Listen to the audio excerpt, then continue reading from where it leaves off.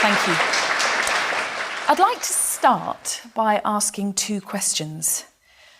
What are video games for? And what are the effects on the people who play them? In answer to the first question, well, actually, there are a number of possible answers. From a commercial perspective, you could say that video games are a product. They're there to make money for the companies that produce them. And they do this very successfully. But of course, there's more to it than that. We live in an age when people work fewer hours than at any time in the past, and therefore have much more leisure time. Children and young people in particular have a lot of free time. Playing video games fills some of that time for many of these people. Whereas in the past, they may have spent that time working or studying, reading or playing sport. I'll come back to this point later, but I think what it tells us is that video games exist mainly to fill up people's time. Apart from that, they don't make a useful contribution to people's lives. Indeed, as I'm about to argue, most of the effects they have on people, especially younger people, are negative. And at the extreme end of negative, video games can lead to crime. So this brings us to the second question. What are the effects? I have to say, first of all, that there's no absolutely clear answer to this question. The evidence is not as strong as, say, the evidence for the negative effects of smoking on health. But there appears to be evidence, quite convincing evidence, to suggest that many of the effects of playing video games are negative, and that potentially they can lead to antisocial attitudes and behaviour, even criminal activity. Let's look at some of these points now.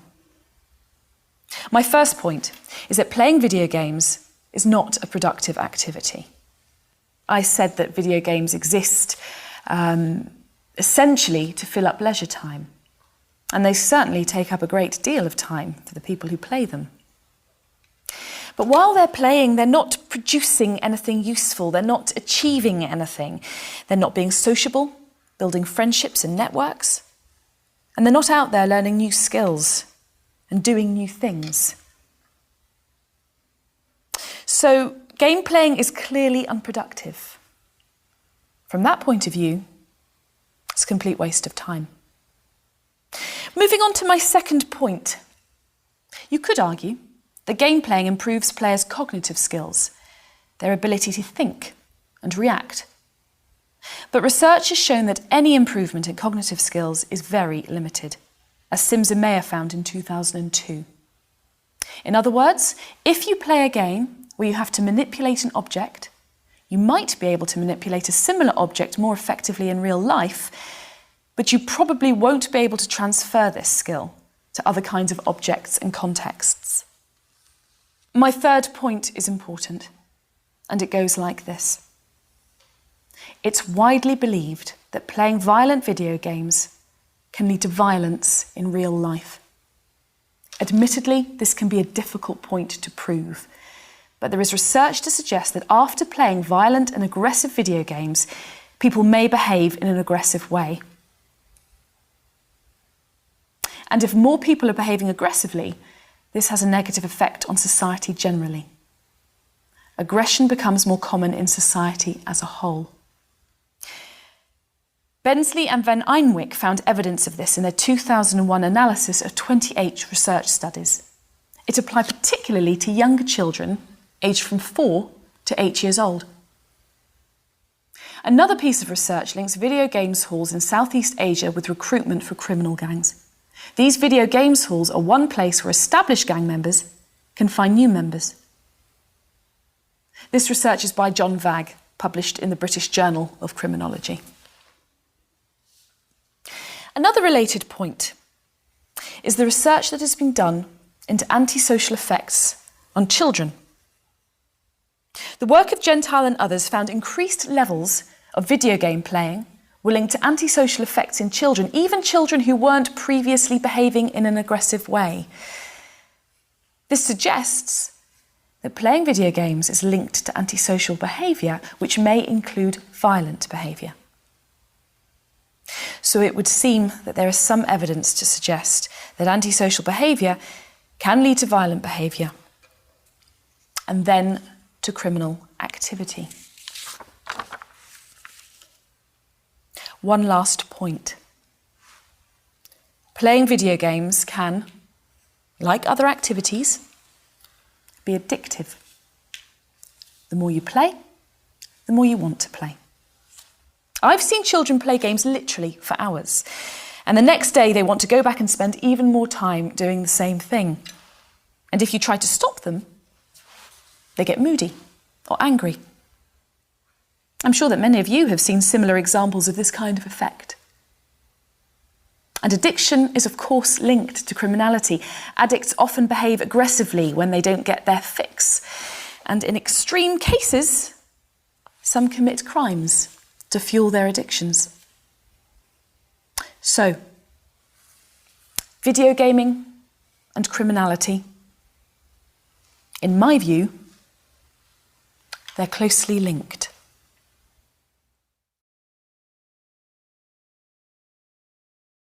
Thank you. Yes, as you say, Susanna raises a number of interesting points. What I'd like to do, I think, is respond to these points one by one. Now, I've read the same research as Susanna, and I think it's interesting that we don't agree on the evidence.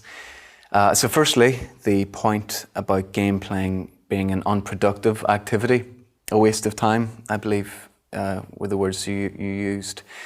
Now, this may be a widely held opinion, but to be convincing, it needs more evidence.